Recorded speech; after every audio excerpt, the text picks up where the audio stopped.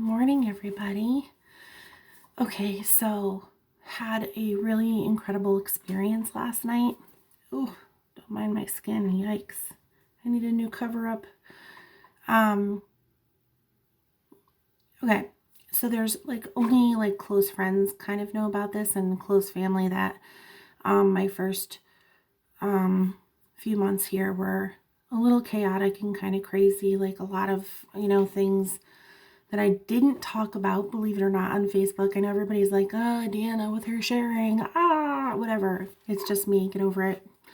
But actually, I did keep kind of quiet about a lot of things, a lot of stuff that was happening over here at this house. And a lot of things I learned about myself in that.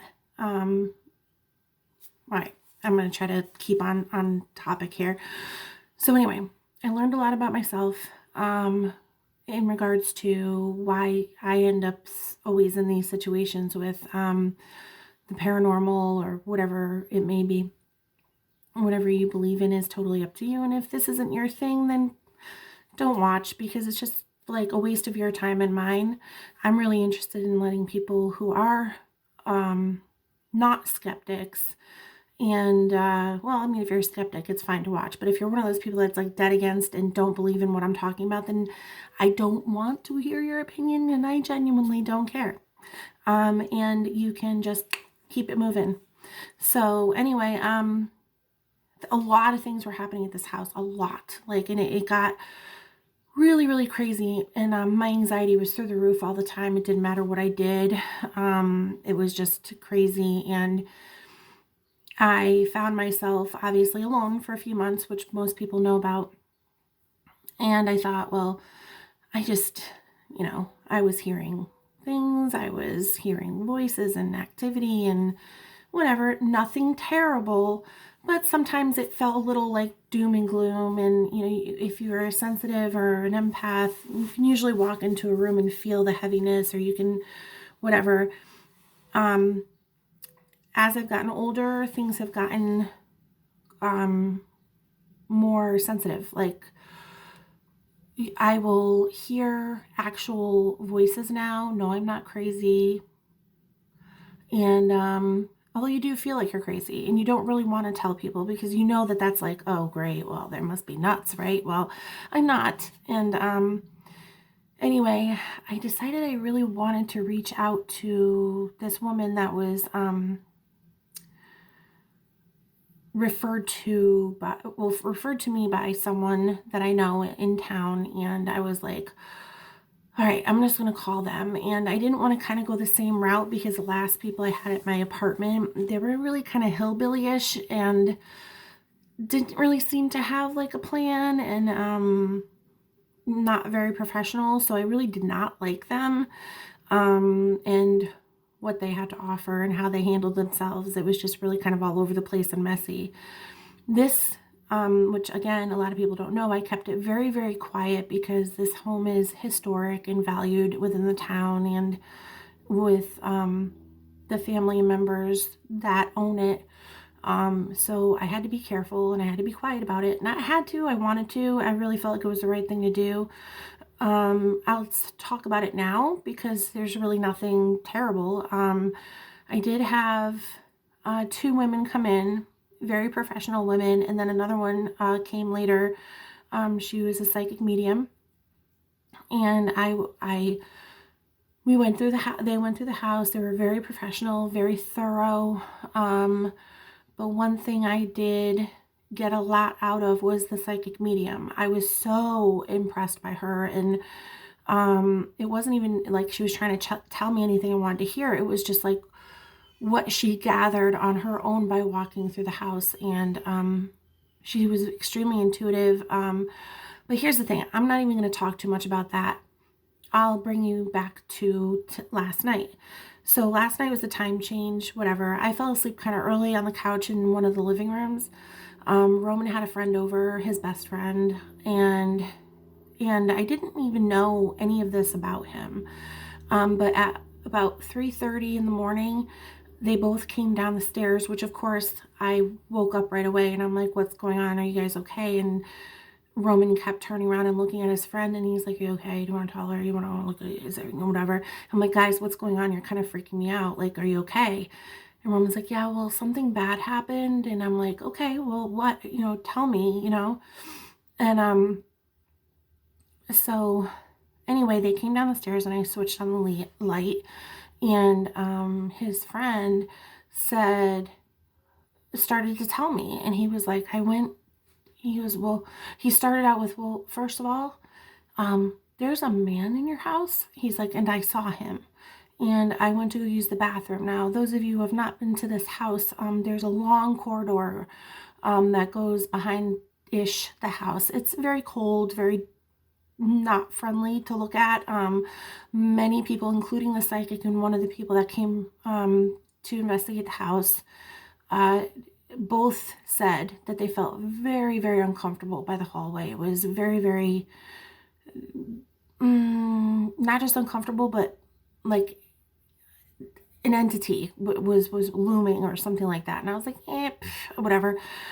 Anyway, long story short, he said, I walked past the attic and I heard, "Hey."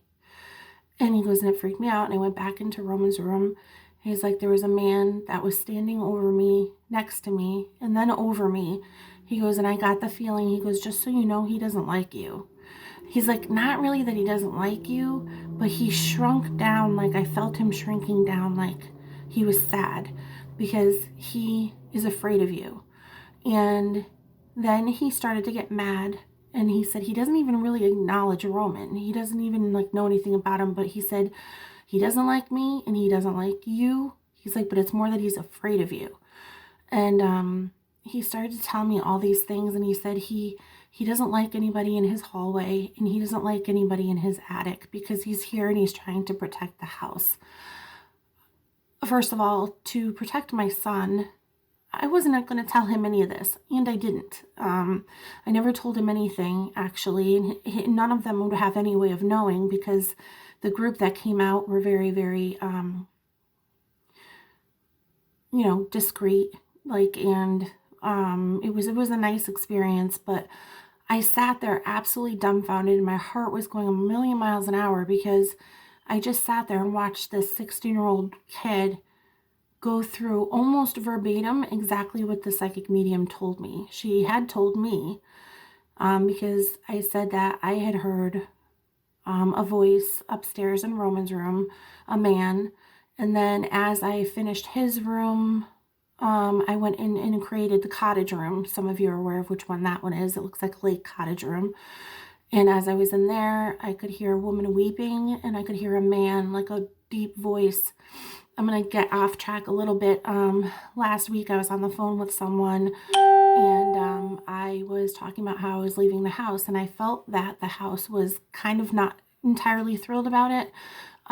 Maybe that the entity that's here, the male, does not like me, but I think he kind of trusts me at this point.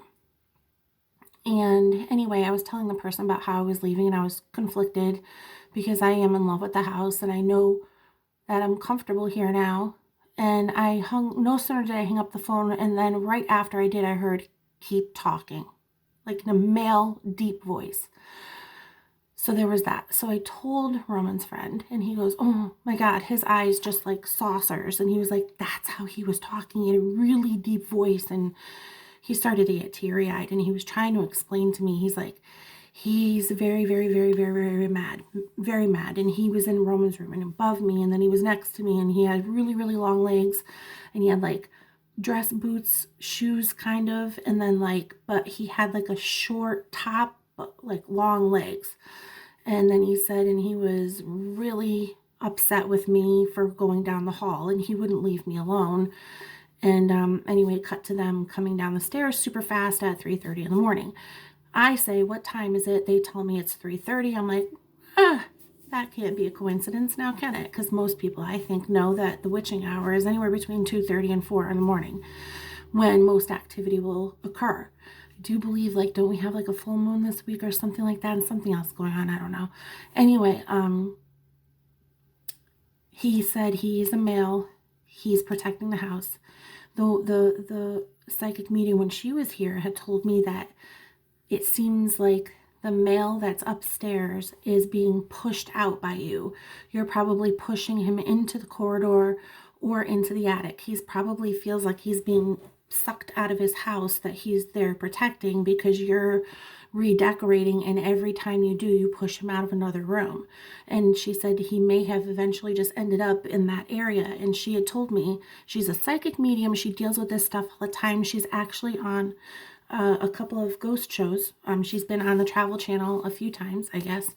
And she said, if I lived here, I would never even have anybody have access to that corridor or the attic. She said I would block off, brick it up, whatever, and I would do it on each end so it had no contact at all. She said it's extremely uncomfortable.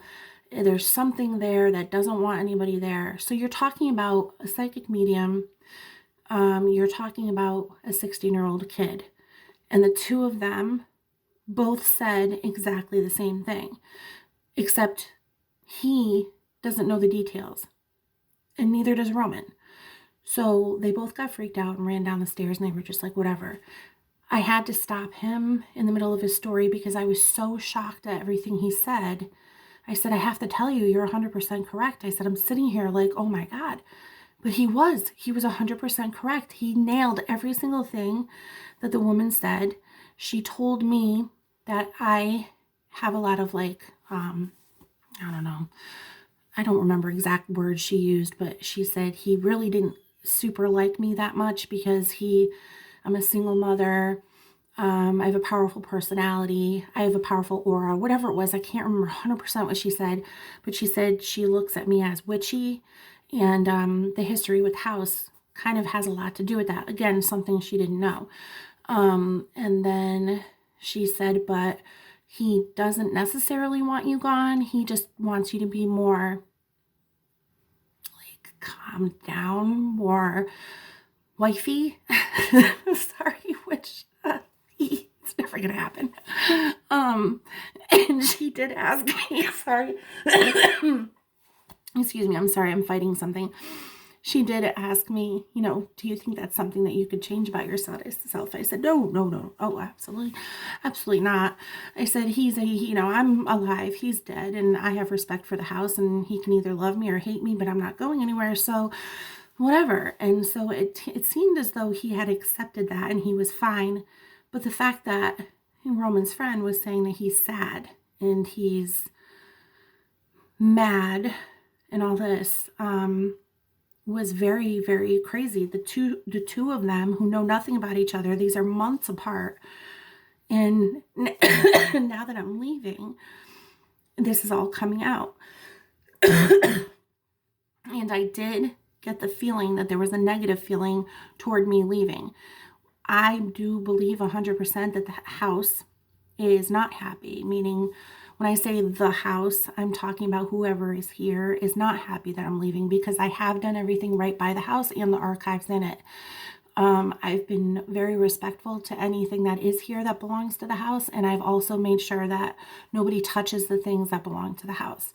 What is here is what's here, and I try to maintain the house to be kind of like conducive to what it would be back then. I mean, I know it's kind of impossible. Well, it's not impossible, but it looked good. And I thought I was in a good place, whatever. When I told him that he was 100% correct, he burst into tears. He was like, oh my God, you know. And he was like crying and crying and crying. He's like, it was so bad. It was so bad. I could hear him in his voice, and he was like on top of me and all this other stuff. And I'm like, oh my God, I had no idea he was even like that. I didn't know he had that ability to communicate on such a level. And I was just like, I wanted to protect him. I wanted to protect Roman. Roman was like, so what? Because I never told him all this. So he's like, holy crap, oh my God. And the other nice thing is I want to let everybody know, I don't know if anybody knows that if you believe in ghosts or evil spirits or whatever your thing is, that cats are very intuitive, so are dogs, but cats are actual protectors. And Bruin, it was just amazing to watch him. He was on top of this kid and trying to comfort him, stay close to him. And at one point, Roman's friend kept looking over, and I was like, "What's the matter?" He goes, "Oh, he's right up there," meaning the entity, which I have an idea of who it is. It could be one of two men that I'm pretty sure it is. Looking back into the archives and the history of the home. So So all of a sudden, when he said he's up there, Bruin takes off, goes up the stairs, sits there perfectly still, staring at exactly the spot that Roman's friend said that this entity was. I went over and confronted the entity and said some things, and told him he had to leave and he was not welcome. And then Ursa went into full protection mode, went over to both boys, and then also mostly over to Roman's friend, sat next to him and put his paws on top of him, put her paws on top of him she just knew something was wrong and she was protecting him. But anyways, this was a really interesting morning, you guys, because you can think whatever you want, your belief system, whatever the case may be. I just feel like if you don't really believe that there are other things out there, you're not really open to the universe as a whole. And as far as your feelings of when you walk into a room, if you feel like it's heavy or you feel like something's wrong or whatever, all of that is in play. And really, when you're out there, there are spirits everywhere. There's people walking around everywhere. And I feel like the more that I've allowed myself to be open to it, the more things that happen. And I just could not believe this kid. It was just unbelievable. Neither one of them had any idea. So it's pretty incredible. I'm sad to say that both boys were so freaked out that they are now both fast asleep in one of the living rooms, like I said earlier, I think. So, but it was, again, incredible experience. It just goes to show that there's a lot of people out there who are very sensitive and may not share that with you just because they're not sure how you're going to take it, which I can totally understand that. And then again, there's going to be your people who just don't believe in that at all, and that's okay too. But I wanted to share with the people who may have thought that this would have been a cool thing, because even though it was a little freaky and I'm sad that they got scared, the whole entire experience in and of itself was something that I will never forget, and something that has gone to show even more clear to me that there are other things out there and they are to be respected. Don't get me wrong, like when I told him he wasn't welcome here, I did it the proper way. There are things that you can and can do to tell them to leave, and I did, and he did. And it was like a weight was lifted, and it was very light. Not light as in light, but like not heavy. Anyway, wanted to share with you guys. Good morning. Everybody's off to have a great day, I hope. It's a little bit chilly, but the sun is out, and so I'm happy because I'm solar powered. I hope that you enjoyed my share and I didn't bore you to tears, and I will talk to you all later. Have a great Sunday. Bye.